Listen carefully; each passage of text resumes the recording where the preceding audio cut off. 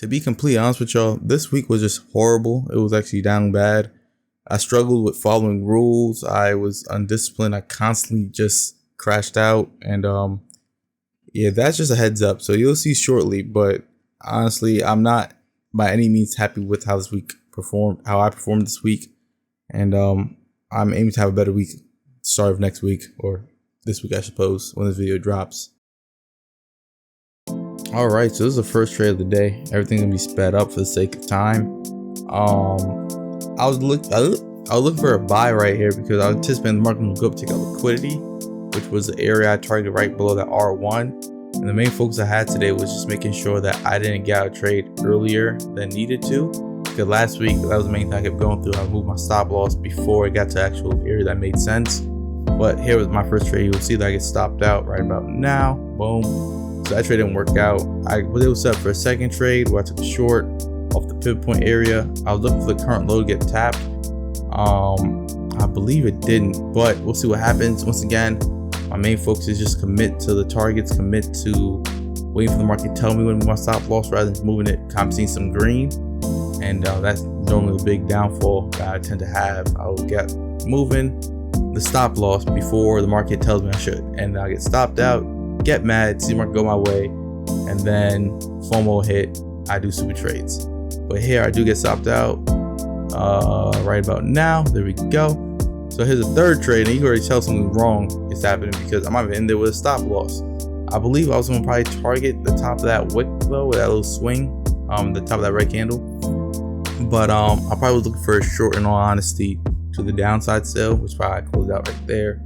This was the fourth trade, which was right off the pivot point, and I was looking for the market to push on up. Once again, probably looking to target that liquidity.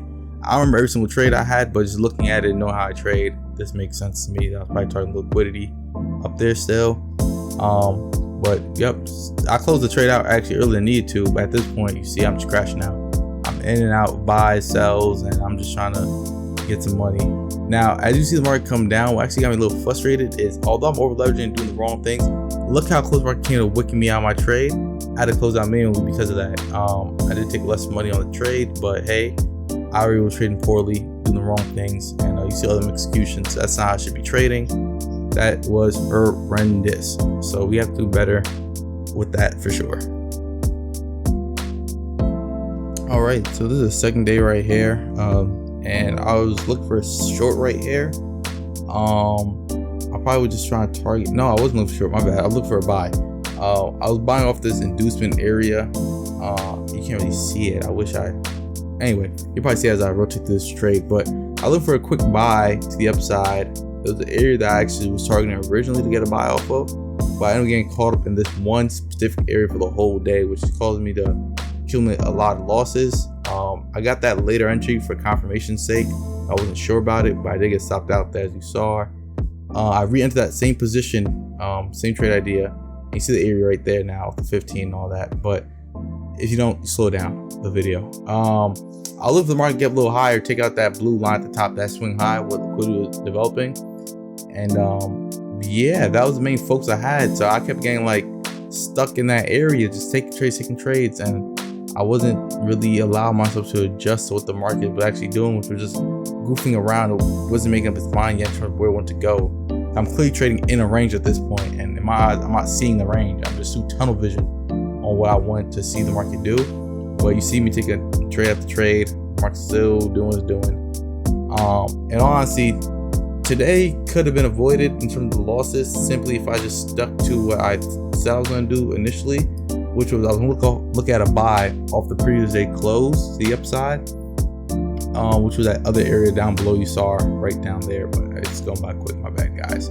But yeah, downwards approaching now, that white line, that area right there, that is where I originally would get trade at. Now I didn't, because that area that I've been taking trades off of, the buys, all the areas, not all the areas, my bad, I'm already talking bad because I'm trying to catch up with this freaking recording. Anyway, the area I kept seeing on the buys, it was brought to my attention to look at that area by another trader I know, and just I'm getting too tunnel vision on that, and that's not something that should ever happen. I normally pre-plan my trades and I just set my stops and let it be. That's normally what I like to do. And And yeah, you see me taking trade after trade. At this point, I'm on my 5th trade right here. And it's not a good sight, because once I take more than 5 trades, normally it's not good. Normally if I take more than 4 trades, I see that I immediately start a decline. And you already see this is my 6th trade right here. I hopped in that with 15 contracts in the micro. So not only am I over leveraging, but I just ate a whole bunch of commissions with Take Profit. I think they charge $5 per entry per contract. So now it's like I have 2 things working against me. The fact that I'm a trade with multiple contracts, so I'm over leveraging, and then commission on top of that. But yeah, I'll look for the buy. I want to see the market push up, and I was holding it, being a little stubborn. Not a little stubborn, a lot stubborn, because in all actuality, I should have been down to trade number 4. But I was determined to get my money back, because at this point I was very frustrated with buying off that area and taking all those losses. That I felt like I didn't deserve to take those losses, because that's not the original plan I had. So now I'm seeing more and more the importance of sticking to your plan. If you take trades outside your plan, well, at least for me, I'm more inclined to do nonsense, in spite of the fact that this is not truly the trade that I want to take. But on the flip side, I know for sure if this trade, if the market reacted at that area well and did what I thought it could do, which was push up, I would have felt sick to my stomach. So it's really like, you gotta take the good and the bad, the good with the bad when it comes to trading. You're not gonna always get what you want, but you have to accept the fact that the market will do what it's gonna do without you or with you at times. You can't catch every single move. At this point, you already see I'm in the minis. That's not good at all. So I'm in the minis here, and as I said already, I want to take the buy off the close, right? The closed area, that area that had boxed up. Now, since I was shorting this with 2 contracts, and I see that this trade could actually bring back to break even and put some money in my pocket on the trade, I started to psych myself out and say, yeah, this market gonna push down.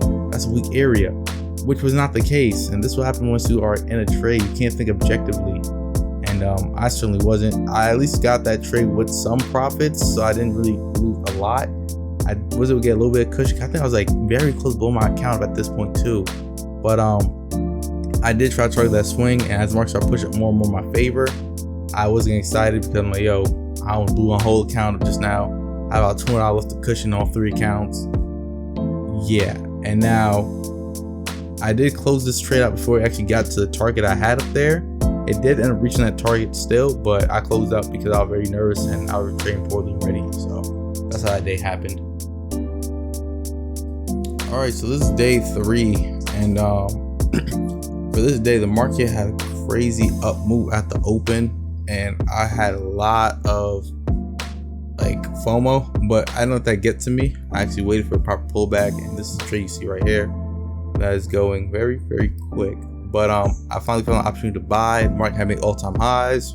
That's where that goal line is right there. I was trying to see if the market can keep pushing up further, but my main focus for this day was I just wanted to make sure I didn't go through. I went on Monday and Tuesday, which was over leveraging, and that cycle of just revenge trading and up in the contracts.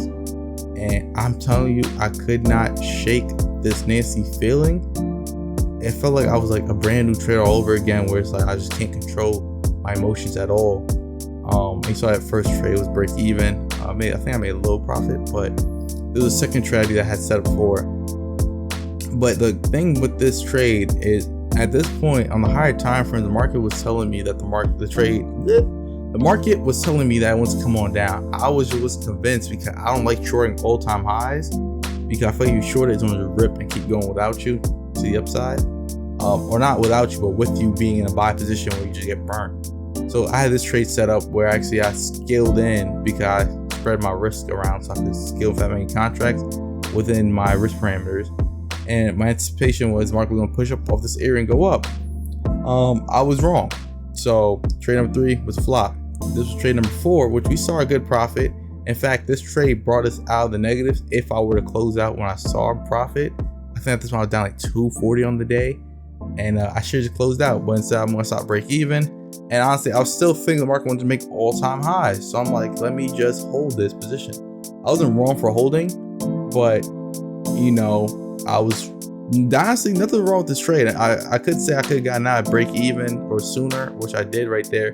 I could say that I could have gotten out at break even when I saw at 240, sure.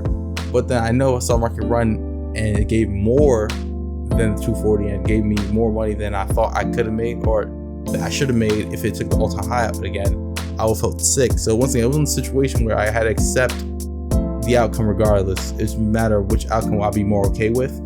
But yeah, I'm still down today at this point.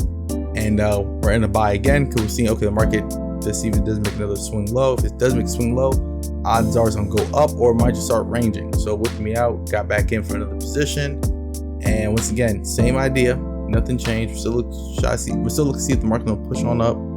And it's doing it a bit, but now it has to close above that swing high right there. If it can't close above that swing high, odds are it's gonna come right back down into the range that's currently forming if, you know, highs aren't taken out or lows aren't taken out. And we see it pulling back and we'll start break even. Now, well, at this point we're holding position and now we're stopped out for a loss. So now we start selling. We just got mad. Start selling, just hitting them sell buttons. And this is not wise because you'll see shortly this trade is gonna come back.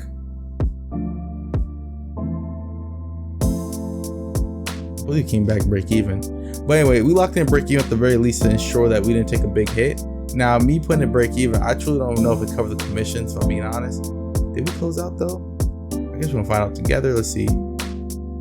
Yeah, we closed out a little bit for it. This is another trade we got into, which was again over leveraging. We bought the market at this point. Want to see the market's gonna push on up. It does not filter at the previous high. You stop, you need to flip the sells. At this point, we're just getting burned. We're getting burned. But we just flip back and forth. We're chasing the market in every direction, and once you do that, you know, you're kind of cooked. If the cycle of doom is just, it's inevitable, and that's kind of what I was in.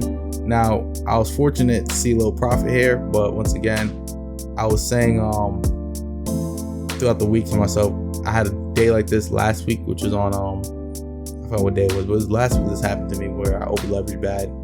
It happened on Monday and Tuesday. I told myself on Tuesday, if this happens again, odds are the market's not gonna allow me to be this lucky and be bailed out again. I'll probably blow my account. Here you see I jumped to the minis again, a repeat of Tuesday. And this is the whole thing when you practice bad habits or just get lucky and make a profit doing bad things. There's no reason for me to jump into NQ like this and trade the minis. The only reason why I did it is because it worked out in the past. If it never worked out ever in the past, I wouldn't have ever done it. So it's more like you just need that one time of doing bad things to see it work in your favor when stress and emotions are high, and then you'll probably do it again and again and again. So breaking these bad habits and just being more disciplined it's a struggle, but I know something I need to do. You know, I'm continuously work on it. This whole week, like I said, man, this whole week was horrendous. You see, once again, this one thing I did 10 trades and I'm in crash out mode. So it's like any time I trade more than 4 trades, it leads to bad outcomes. If I over leverage on any of the 4 trades, it leads to over trading and bad outcomes. You know, and I believe before this day had actually started, I was like halfway away from passing all the accounts. I need 1,500, and I think that's why I was trying to, you know, just Rambo it, just go crazy and just pass it quick because I'm right there. And I know, once again, I talked about the pressure of me dealing with 3 accounts that I shouldn't have really bought all at once. But next time I do something like that, what I'll do is I'll trade each of the account one by one.